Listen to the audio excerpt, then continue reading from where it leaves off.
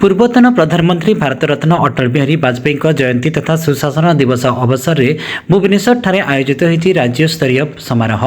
ଅଟଳଜୀ କେବଳ ଜଣେ ବିଚକ୍ଷଣ ରାଜା ନଥିଲେ, ବରଂ ସେ ଥିଲେ ଆଧୁନିକ ଭାରତର ଅନନ୍ୟ ବିନ୍ଧାଣୀ। ଓଡ଼ିଶାର ବିକାଶ ପାଇଁ ତାଙ୍କର ଅବଦାନ ସର୍ବଦା ସ୍ମରଣୀୟ। ପାରାଦୀପ ତୈଳ ବିଶୋଧନାଗାର ଏବଂ ଭୁବନେଶ୍ୱର ଏମ୍ସ ଏବଂ ପୂର୍ବତଟ ରେଳପଥ ଭଳି ଯୁଗାନ୍ତକାରୀ ପ୍ରକଳ୍ପଗୁଡ଼ିକ ତାଙ୍କର ଦୂରଦୃଷ୍ଟି ସମ୍ପନ୍ନ ଚିନ୍ତାଧାରାର ଜ୍ୱଳନ୍ତ ପ୍ରମାଣ।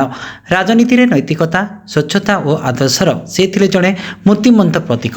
ତାଙ୍କ ପାଇଁ ଶାସନ କ୍ଷମତା ନୁହେଁ, ବରଂ ଜନସେବା ହିଁ ଥିଲେ ସର୍ବଶ୍ରେଷ୍ଠ ଧର୍ମ।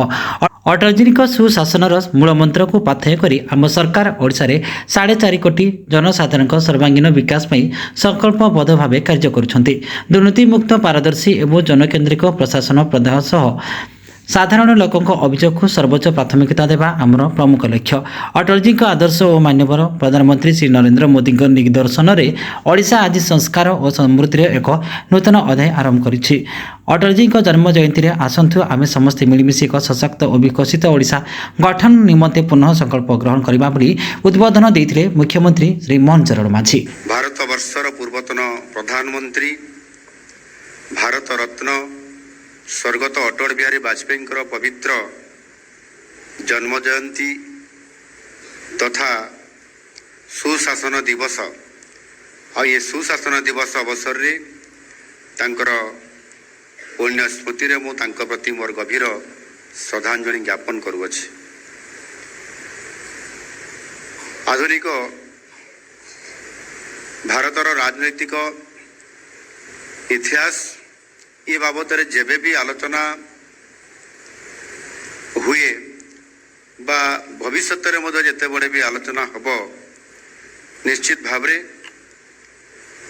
ଅଟଳ ବିହାରୀ ବାଜପେୟୀଙ୍କର ନାମକୁ ଛାଡ଼ିଦେଲେ ତାହେଲେ ଇଏ କେବେ ବି ପୂର୍ଣ୍ଣତା ହେଇପାରିବ ନାହିଁ, ସବୁବେଳେ ଅସମ୍ପୂର୍ଣ୍ଣ ହିଁ ରହିଯିବ।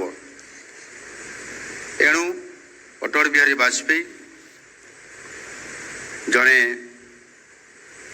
ଆମ ଭାରତବର୍ଷର କେବଳ ପ୍ରଧାନମନ୍ତ୍ରୀ ସେ ନଥିଲେ, ଜଣେ ପ୍ରଖର ରାଜନୀତିଜ୍ଞ ବି କେବଳ ନଥିଲେ, ସେ ଏକାଧାରାରେ ସେ ରାଜନୀତିଜ୍ଞ ବି ଥିଲେ, କବି ବି ଥିଲେ, ଲେଖକ ବି ଥିଲେ ଏବଂ ଭାରତୀୟତାର ଜଣେ ଦାର୍ଶନିକ ବି ଥିଲେ।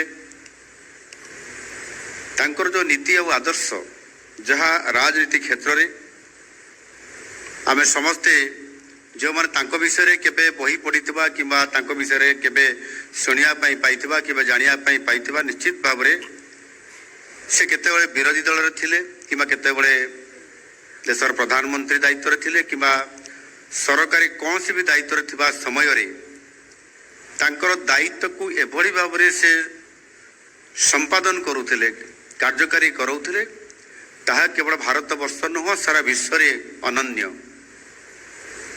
दर्शक बंधु आपण मैंने यूट्यूब रे 24 घंटार अपडेट खबर जानिबा पई यूट्यूब रे टाइप करंतु न्यूज एंड ओडिया। एबे यूट्यूब रे न्यूज एंड ओडिया चैनल उपलब्ध। एतर उपभोग करंतु, देखंतु, जानतु 24 घंटार अपडेट खबर। जदि आपनको हमर खबर प्रसारण भल लागिला लाइक शेयर कमेंट सब्सक्राइब करंतु, पार्श्व रे थिबा नोटिफिकेशन बेल उपरे प्रेस करंतु।